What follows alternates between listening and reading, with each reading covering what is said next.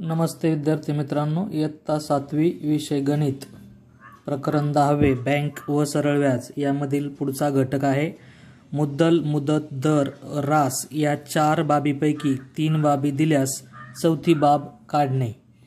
तर यासाठी आपण या ठिकाणी काही सूत्र पाहणार आहोत आणि त्याच्यावर आधारित असलेला सराव संच 41 सोडवून पाहणार आहोत। म्हणून आपण सर्वांनी अगदी शेवटपर्यंत हा व्हिडिओ लक्षपूर्वक पाहायचा आहे। आपल्याकडे पहा, व्याजासाठी सूत्र आहे व्याज बरोबर म गुणिले द गुणिले क भागिले 100। तर या सूत्रामध्ये आपण जर बदल केला तर आपल्याला म म्हणजे मुद्दलासाठीचं सूत्र मिळतंय, द म्हणजे व्याजाचा दर जो आहे त्याचं पण सूत्र आपल्याला काढता येईल, क म्हणजे कालावधी म्हणजे मुदत याचं पण सूत्र आपल्याला तयार करता येईल।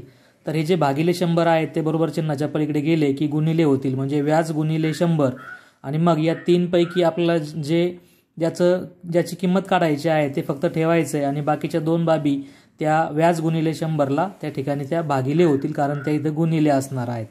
मग या पद्धतीने मुद्दल बरोबर व्याज गुणिले 100 आणि याला भागिले द गुणिले क, द म्हणजे व्याजाचा दर आणि क म्हणजे मुदत। तर मुद्दल काढण्यासाठी आपण हे सूत्र वापरू शकतो। जर आपल्याला व्याजाचा दर काढायचा असेल तर दर बरोबर व्याज गुणिले 100 भागिले म गुणिले क, म्हणजे म म्हणजे मुद्दल आणि क म्हणजे मुदत। या ठिकाणी आपल्याला अशा पद्धतीचे सूत्र वापरून उदाहरण सोडवता येईल।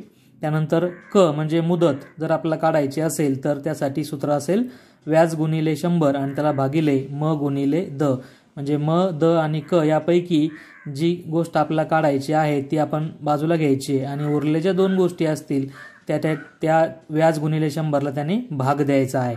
तर या पद्धतीने आपल्याला या ठिकाणी मुद्दल काढता येईल, व्याजाचा दर काढता येईल आणि त्याच पद्धतीने मुदतसुद्धा काढता येईल। त्यासाठी हे जे 3 सूत्र आहेत ते आपण तयार करू शकतो।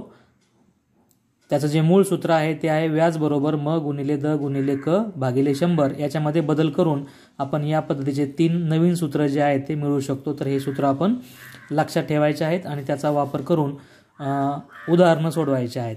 तर ते आपल्या जर लक्षात राहत नसतील तर आपण ते आपल्या वहीमध्ये नोट डाऊन करून घ्यायचेत, लिहून घ्यायचेत, कारण हे सूत्र आपल्या पुस्तकात दिलेले नाही आहेत। ते आपण याच्यामध्ये बदल करून अशा प्रकारचे सूत्र लक्षात ठेवू शकतो। तर यामध्ये सराव संच 41 जो आहे तो आपण इथे सोडवणार आहोत। सराव संच 41 मध्ये प्रश्न पहिला, 1700 रुपयांचे दशादशे काही दराने 2 वर्षाचे व्याज 340 रुपये येते, तर व्याजाचा दर शेकडा टिंब असेल। तर इथे आपल्याला रिकामी जागा दिलेली आहे, त्यासाठी खाली पर्याय दिलेत 12%, 15%, 4% आणि 10%। तर याचं उत्तर जे आहे ते आपल्याला काढायचं असेल तर इथे आपल्याला व्याजाचा दर विचारलेला आहे, म्हणजे दशादशे आपल्याला काढायचा आहे, क काढायचा आहे पहा। तर या ठिकाणी आपल्याला या ठिकाणी जो दर आहे व्याजाचा दर द काढायचा आहे आणि म्हणून दिलेल्या गोष्टी याप्रमाणे आपण जर बघितल्या तर मुद्दल दिलेलं आहे म 1700 रुपये, मुदत म्हणजे क दिलेला आहे 2 वर्ष, व्याज दिलेला आहे 340 रुपये।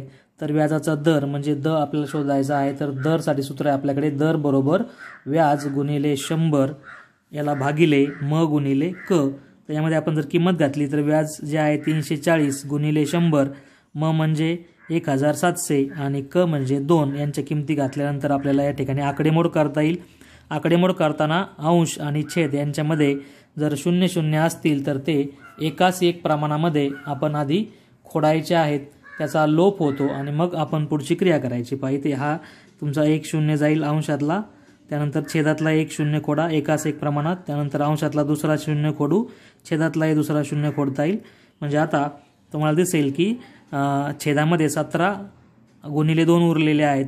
तर इथे आपण वर अंश जे आहे ते तुमच्या अंशामध्ये 340 आहेत आणि खाली 17 गुणिले 2 आहेत, 340 गुणिले 1, 340 गुणिले 1 आणि खाली 17 गुणिले 2, फक्त 0 आपण खोडून याप्रमाणे गुणाकार मांडला तर अंशाचा गुणाकार अंशामध्ये जर लिहिला आपण तर 340 1 340 आणि 17 दुने 34। तर याप्रमाणे उत्तर येईल। 34 ने 340ला भाग जाईल पहा, 34 1 34 आणि 34 10 340, म्हणजे उत्तर येईल आपलं 10। तर दर जो आहे व्याजाचा दर दशादशे 10% त्या ठिकाणी असणार आहे। म्हणजे आपल्याला जे काही पर्याय दिलेले तुमच्या पुस्तकातले त्याच्यातला चौथा पर्याय जो आहे पाहतो तुम्हाला या ठिकाणी योग्य म्हणता येईल, हा पर्याय योग्य आहे। 10% हा आपला व्याजाचा दर आलेला आहे। यानंतर उदाहरण दुसरं जे आहे ते या ठिकाणी आपण वाचू। 3000 रुपयांचे विशिष्ट दराचे विशिष्ट वर्षाचे व्याज 600 रुपये येते, तर 1500 रुपयांचे तितक्याच दराचे तितक्याच वर्षाचे व्याज किती रुपये येईल। इथे उदाहरण वाचल्यानंतर आपल्या लक्षामध्ये यायला पाहिजे पहा की दर जो आहे तुमचा तो स्थिर आहे आणि जे काही तुमचा कालावधी आहे तो सुद्धा त्या ठिकाणी स्थिर ठेवलेला आहे, म्हणजे तितक्याच दराचे म्हटलेलं आहे आणि तितक्याच वर्षाचे म्हटलेलं आहे। म्हणजे दर आणि मुदत या ज्या दोन बाबी आहेत त्या न बदलणाऱ्या म्हणजे स्थिर आहेत, न बदलणाऱ्या गोष्टींना आपण स्थिर म्हटलेलो आहोत। आणि मग या प्रमाणामध्ये जर दोन बाबी स्थिर असतील तर मुद्दल ज्या पटीमध्ये बदलेल म्हणजे मुद्दलाचं जे गुणोत्तर असेल ते मुद्दलाचं गुणोत्तर बरोबर तुमच्या व्याजाचं गुणोत्तर असणार आहे। पहा गुणोत्तर म्हणजे अपूर्णांकाच्या रूपामध्ये अंश आणि छेद। तर इथे माहितीमध्ये सांगितलं आपल्याला मुद्दल 3000 रुपये, व्याज 600 रुपये, दर व मुदत स्थिर आहे न बदलणारे आहेत। प्रश्न विचारला आहे मुद्दल 1500 रुपये, दर व मुदत स्थिर आणि व्याज आपण त्या ठिकाणी माहीत नाही म्हणून ते x मानलेलं आहे। आता हे x का मानले तर आपल्याला याचं गुणोत्तर लिहायचं आहे। पहा कोणाकोणाचं मुद्दलाचं गुणोत्तर लिहायचं आहे 3000 छेद 1500 बरोबर व्याजाचं गुणोत्तर 600 छेद x। तर ही दोन्ही गुणोत्तर समान असतात केव्हा, जेव्हा दोन बाबी स्थिर असतात। कोणत्याही दोन बाबी जर स्थिर असतील तर तुमचं जे काही त्या उरलेल्या बाबीचं गुणोत्तर जे असेल ते व्याजाच्या गुणोत्तराबरोबर असतं, हे आपण इथे ध्यानात ठेवायचं। किंवा दुसऱ्या भाषेत आपण असं म्हणू शकतो की दोन गोष्टी स्थिर असताना तिसरी गोष्ट ज्या पटीत बदलते त्या पटीत तुमचं व्याज जे आहे ते बदलत असतं। असं एक उदाहरण आपण मागच्या सराव संचामध्ये सोडवलेलं आहे। तर इथे आपण अंश आणि छेदामध्ये 0 0 असल्यामुळे ते एकाच एक प्रमाणामध्ये खोडून टाकूयात, त्याचा लोप होईल। तर पहा इथे तुम्हाला 30 आणि 15 30/15 याचा या ठिकाणी 15ला भाग जाईल 15नेच, 15 1 15 आणि 30ला पण भाग जाईल 15 2 30, तर 2/1 येईल। यांचा आपला तिरकस गुणाकार करायचा आहे। 2 गुणिले x बरोबर 600 गुणिले 1 म्हणजे 600 होतील। तर x बरोबर 600 हे गुणिले 2 आपल्याला नको आहे, तिथे x ची किंमत काढायची आहे। समीकरण सोडवताना हे समीकरण तयार झालंय।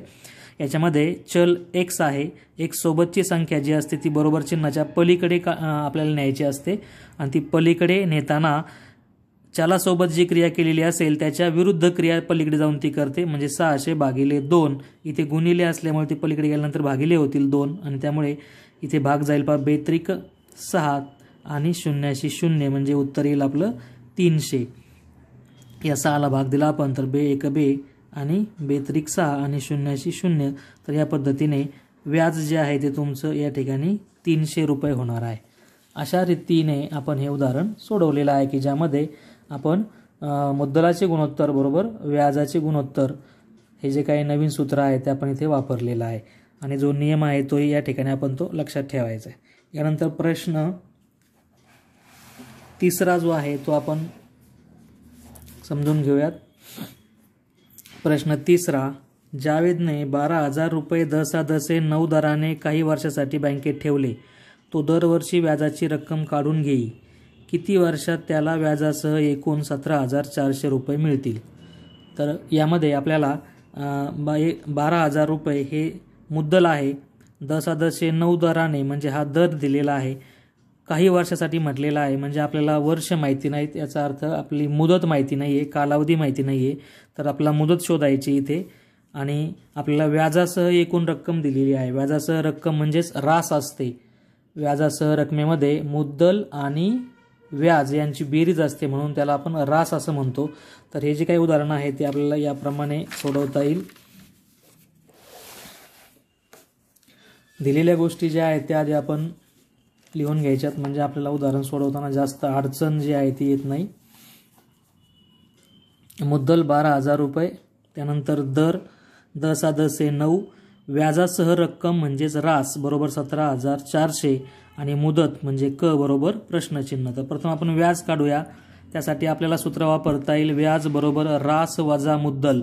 रास दिलेली असेल आणि मुद्दल माहिती असेल तर व्याज काढण्यासाठी आपण रास जी असेल त्याच्यातनं मुद्दल वजा करायचे। 17,400 मधनं 12,000 जर वजा केले तर इथे पहा 0 त्यानंतर 0 4 आणि 17तनं 12 गेले तर त्या ठिकाणी तुमचं उत्तर येईल 5. तर 5400 रुपये एवढी त्या ठिकाणी व्याजाची रक्कम आलेली आहे. आणि मग आपल्याला आता पुढे मुदत काढायची आहे तर त्यासाठी आपण जे सूत्र मगाशी 3 तयार केलेले आहे त्यातलं एक सूत्र आपल्याला वापरता येईल. क मुदत बरोबर व्याज गुणिले 100 भागिले म गुणिले द. तर यामध्ये सूत्रामध्ये किमती घालू आपण. व्याज आत्ता आपण जे काढले 5400 गुणिले 100, म म्हणजे मुद्दल 12000 गुणिले द म्हणजे व्याजाचा दर जो आहे तो 9. तर अंश आणि छेद याच्यामध्ये आपण एकाच एक प्रमाणामध्ये शून्य जे असतील ते खोडणार आहोत. तर इथे 1 0 एकाच एक प्रमाणात खोडला, हा दुसरा खोडला, त्यानंतर हा इथे तिसरा 0 आहे तोही खोडला. तर पहा 540 आणि इथे 12 याने आपण 540ला आता भाग देऊ शकतो.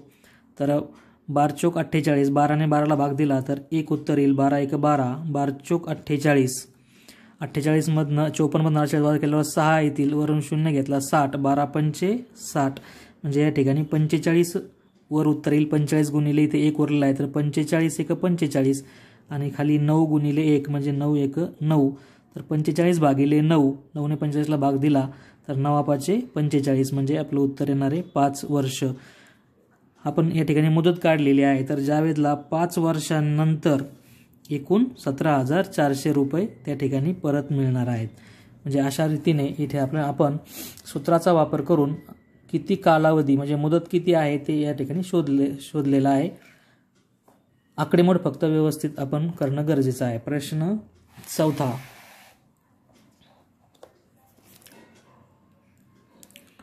लताबेन यांनी गृहोद्योग सुरू करण्यासाठी बँकेतून काही रक्कम 10 दराने 2.1/2 वर्षासाठी 2.1/2 याचा अर्थ 2 आणि अर्धा म्हणजेच 2.5, 2 आणि अर्धा म्हणजेच 2.5. तर याचं आपण दशांश चिन्हात रूपांतर करायचं की जेणेकरून आपल्याला आकडेमोड करणं सोपं जातं. म्हणून इथे हे जे दिलेलं असेल याला अजिबात त्या ठिकाणी घाबरायचं कारण नाही आहे. हे 2 पूर्ण आहेत आणि वरती अर्धा म्हणजे 2.5 याप्रमाणे याचं रूपांतर करायचं आहे. त्यांनी कर्ज फेडण्यासाठी एकूण 10,250 रुपये व्याज दिले तर त्यांनी एकूण किती रक्कम कर्जाऊ घेतली. तर आपल्याला इथे रक्कम म्हणजे मुद्दल काढायची आहे. बाकीच्या बाबी आपल्याला दिलेल्या आहेत तर ते याप्रमाणे आपल्याला करता येईल. व्याजाचा दर द सा 10 दिलेला आहे. मुदत म्हणजे क 2.1/2 वर्ष म्हणजेच 2.5 वर्ष. व्याज बरोबर 10,250 रुपये आणि मुद्दल म बरोबर आपल्याला माहीत नाही आहे ते आपण शोधणार आहोत.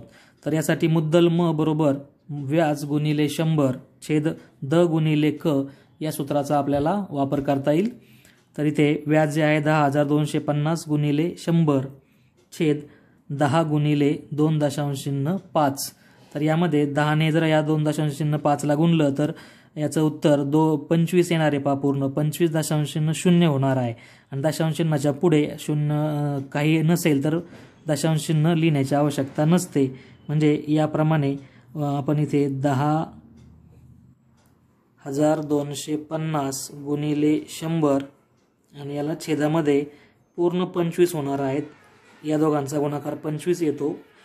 एक दशांश चिन्ह 10ने गुणल्यावर एक दशांश आपण चिन्ह जे आहे दशांश चिन्ह जे आहे एक घर पुढे सरकवायचं आहे म्हणजे 25 उत्तर पूर्ण होईल. 25ने भाग जाईल तुमच्या या 100ला. 25 1 25, 25 चोक 100 म्हणजे 10,250 गुणिले 4. लक्षात पाहिजे 10,250ला गुणिले 4 छेदात 1 राहिला आहे तो लिहिण्याची आवश्यकता नाही. 4 गुणिले 0 0, 4 पंचे 20, हातच्या आले 2, 4 2 8 आणि 2 10, हातचा आला 1. 4 गुणिले 0 0, 1 आणि 4 1 4. तर या पद्धतीने त्या ठिकाणी आपलं उत्तर आलेलं आहे. लताबेन यांनी 41,000 रुपये एवढे त्या ठिकाणी कर्जाऊ घेतलेली रक्कम आहे. 41,000 रुपये त्यांनी कर्जाऊ घेतले होते. तर ही आकडेमोड जेव्हा आपण करणार आहोत तेव्हा आपले पाढे ज्याचे पाठ आहेत त्याला इथे जास्त फारशी अशी अडचण येणार नाही आहे. पाढे मात्र पाठ नसतील तर आपल्याला इथे अडचण येऊ शकते. त्याचबरोबर काही बेसिक क्रिया आहेत की ज्या आपल्याला माहिती नसतील तरही इथे अडचण येते. उदाहरणार्थ इथे मी 10 गुणिले 2.5 याचं उत्तर डायरेक्ट 25 लिहिलं तर हे 25 10 हे 250 होतात आणि दशांश चिन्ह एक घर आहे, त्यामुळे 250 मध्ये आपण एक घर दशांश चिन्ह सोडून देऊन जर लिहिलं, दशांश चिन्ह लिहिण्यासाठी आपल्याला दशांश चिन्हाच्या पुढे एक घर सोडून द्यावं लागेल, म्हणजे 25 दशांश चिन्ह 0 उत्तर येईल. दशांश चिन्हाच्या पुढे 0 असेल तर दशांश चिन्ह आणि पुढचं लिहिण्याची आवश्यकता नाही, म्हणजे 25 उत्तर येतं. तर याप्रमाणे या ज्या बाबी आहेत या आपण काळजीपूर्वक ध्यानात घ्यायच्या आहेत. भाग दिलेला आहे 25चा इथं पुढे 25 25 आणि 25 चौक 100 आणि मग 10,250ला 4 ने गुणून उत्तर आलेलं आहे 41,000 रुपये. तर लताबेन यांनी 41,000 रुपये एवढी जी रक्कम आहे ती रक्कम कर्जाऊ घेतलेली होती. यानंतर प्रश्न 5वा जो दिलेला आहे त्यामध्ये आपल्याला एक टेबल दिलेला आहे आणि त्या टेबलमध्ये मुद्दल, व्याजाचा दर, त्यानंतर मुदत, व्याज आणि रास यापैकी 3 बाबी दिलेल्या आहेत आणि 2 बाबीच्या ठिकाणी रिकामी जागा दाखवलेली आहे. तर आपण ही उदाहरणं स्वतंत्रपणे सोडून मग या रिकाम्या जागा शोधणार आहोत आणि नंतर या टेबलमध्ये भरणार आहोत. तर फक्त आपण टेबल काढून त्याच्यामध्ये जर रिकाम्या जागा भरलेल्या दाखवल्या तर ते उत्तर कसं आलं ते कळणार नाही, म्हणून हे याचा एक प्रश्न तयार होईल. हा प्रश्न पहिला होईल, हा प्रश्न दुसरा होईल, हा प्रश्न तिसरा होईल, हा चौथा आणि हा 5वा. याच्यात 5व्या प्रश्नामध्ये आपल्याला अशा पद्धतीने 5 उपप्रश्न तयार करता येतील आणि मग ते सोडून याच्यामध्ये आपण ज्या रिकाम्या जागा येतील त्या भरणार आहोत. तर यामध्ये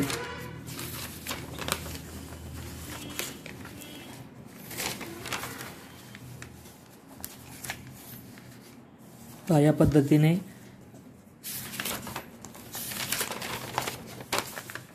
हा जो काही 5वा प्रश्न आहे त्यासाठी आपल्याला दिलेल्या बाबी ज्या आहेत, पहिला आकडा जो आहे त्या आकड्यामध्ये आपल्याला काय काय दिलेलं आहे ते आपण समजून घ्या.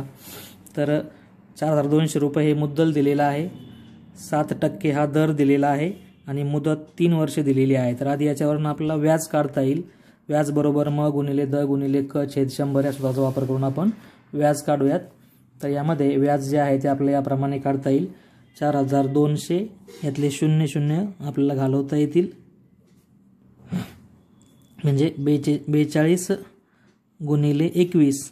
तर 21 दुने 42, 4 21 चौक 84 आणि 4 88, म्हणजे 882 रुपये एवढं व्याज जे आहे ते इथे तुम्हाला मिळणार आहे. आणि मग रास बरोबर मुद्दल अधिक व्याज हे सूत्र आपल्या परिचयाचं आहेच. तर मुद्दल 4,200 अधिक जी तुमची रास आहे ती 882 रुपये, यांची आपण बेरीज केली तर 2 2 8 8 8 2 10 आणि 4 1 5 5,082 रुपये एवढी त्या ठिकाणी रास. म्हणजे पहिली जी तुमचं रिकामी जागा आहे 2 त्याचं उत्तर आपल्याला इथे मिळालेलं आहे की पहिली रिकामी जागा म्हणजे व्याज आणि नंतरची म्हणजे रास. तर व्याज जे आहे पहा इथे तुमचं या ठिकाणी आपण भरू शकतो की व्याज किती आलेलं आहे 882. इथे 882 पेन्सिलने मी भरलेला आहे, 882 रुपये हे व्याज आले आणि रास किती आली 5,082. तर हे डायरेक्ट आपण न भरता याप्रमाणे त्याचं उदाहरण तयार केलं आहे आणि मग ते आपण सोडवलेलं आहे. यानंतर त्यातलं दुसरं उदाहरण जे आहे ते पाहू आपण. त्यामध्ये आपल्याला काय काय दिलं आहे, तर मुद्दल दिलेलं नाही आहे, व्याजाचा दर दिला आहे 6%, मुदत 4 वर्ष आणि व्याज जे आहे ते आहे आपलं 1,200. तर यावरनं आपण या 2 गोष्टी शोधणार आहोत, मुद्दल आणि रास. तर आधी मुद्दल आपल्याला काढता येईल आणि मग मुद्दल आणि व्याज यांची बेरीज करून आपल्याला त्या ठिकाणी रास जी आहे ती मिळेल. तर इथे पहा मुद्दल बरोबर व्याज गुणिले 100 छेद द गुणिले क. तर व्याज आहे 1,200 गुणिले 100 छेद 6 गुणिले 4. तर इथे 6 ने आपण जर भाग दिला या ठिकाणी तर 6 1 6, 6 2 12 आणि 0 0 2 तसेच म्हणजे 200 उत्तर येईल. आणि 4 ने जर आपण 100ला भाग दिला तर 4 1 4, 4 2 8, 2 उरले आणि 4 5 20 म्हणजे 25 उत्तर येईल. तर इथे 200 गुणिले 25 छेदामध्ये 1 गुणिले 1 उत्तर येत आहे. तर छेद 1 असल्यावर तो लिहिण्याची आवश्यकता नाही, अंशांचा गुणाकार करू. 25 2 50 आणि वरती 2 शून्य, म्हणजे आपलं जे काही मुद्दल आहे ते इथे 5,000 रुपये एवढं येणार आहे. आणि मग रास बरोबर मुद्दल अधिक व्याज. तर 5,000 अधिक व्याज तुमचा आहे 1,200. तर यांची जी बेरीज आहे ती येईल 6,200. म्हणजे 5,000 आणि 6,200 या 2 रिकाम्या जागा ज्या आहेत त्या आपल्याला या ठिकाणी या टेबलमध्ये भरता येतील. मुद्दल तुमचं तिथे आलेलं आहे 5,000 आणि या दोघांची बेरीज केल्यावर त्याचं उत्तर आलेलं आहे 6200. तर या रीतीने दुसरं उदाहरण आपल्याला सोडवता येईल. तिसरं उदाहरण बघा. यामध्ये आपल्याला दिलं हे मुद्दल आहे 8000, त्यानंतर 5% हा व्याजाचा दर आहे, मुदत माहिती नाही आहे डॅश डॅश आणि व्याज दिलेला आहे 800 आणि रास माहिती नाही आहे. तर यावरनं आपण या ठिकाणी या दोन गोष्टी शोधूयात. उदाहरण क्रमांक 3.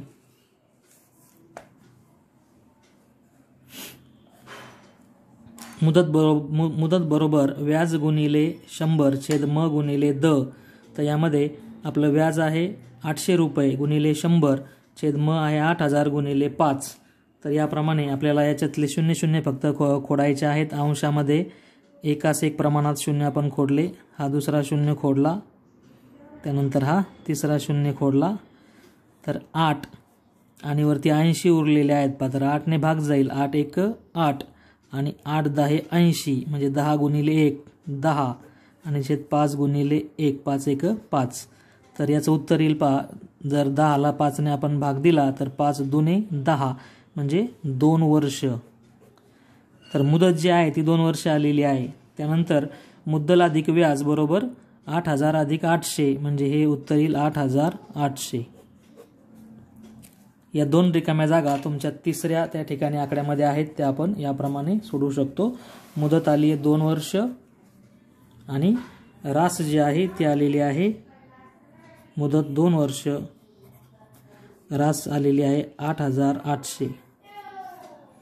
आता चौथं उदाहरण बघा. यामध्ये मुद्दल टिंबटिंब, व्याजाचा दर 5%, मुदत टिंबटिंब, व्याज 6000 आणि रास 18000. तर यामध्ये आपण याप्रमाणे आधी मुद्दल बरोबर रास वजा व्याज या सूत्राने आपण त्या ठिकाणी मुद्दल शोधूयात.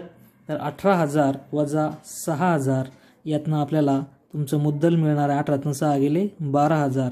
तर 12000 रुपये हे मुद्दल आहे.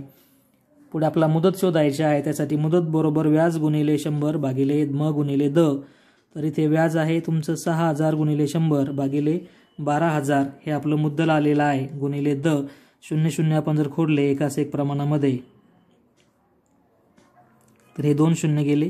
त्यानंतर हा इथला 1 शून्य जाईल पहा याप्रमाणे. मग इथे 12ने तुमचा 60ला भाग जातो. 12 1 12 12 पंचे 60 बरोबर आणि 1 शून्य उरलेला आहे. 0 म्हणजे 50. तर इथे तुमचं उत्तर 50 आलेलं आहे. वरती 50 गुणिले 1 म्हणजे 50 50 1 50 आणि खाली 5 गुणिले 1 5 1 5 50 भागिले 5 5 10 50 म्हणजे इथे तुमचं हे उत्तर आलेलं आहे 10 वर्ष.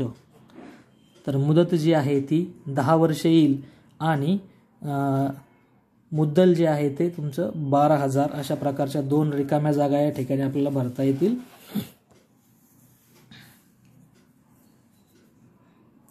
मुद्दल 12000 आणि मुदत आलेली आहे 10 वर्ष. पाचवं उदाहरण आहे पहा. मुद्दल माहीत नाही आहे टिंबटिंब, व्याजाचा दर 2.1/2% म्हणजेच 2.5%. हा बदल आपण या ठिकाणी करून घ्यायचा आहे. त्यानंतर मुदत 5 वर्ष आणि व्याज 2400. तर या पद्धतीने हा पाचवा आकडा आपल्याला करता येईल. मुद्दल जे आहे ते आपल्याला काढायचं आहे. मुद्दल बरोबर व्याज गुणिले 100 भागिले द गुणिले क. याप्रमाणे आपण इथे उदाहरण सोडवणार आहोत. 2400 गुणिले 100 व्याज 2400 गुणिले 100 भागिले 2.05 गुणिले 5.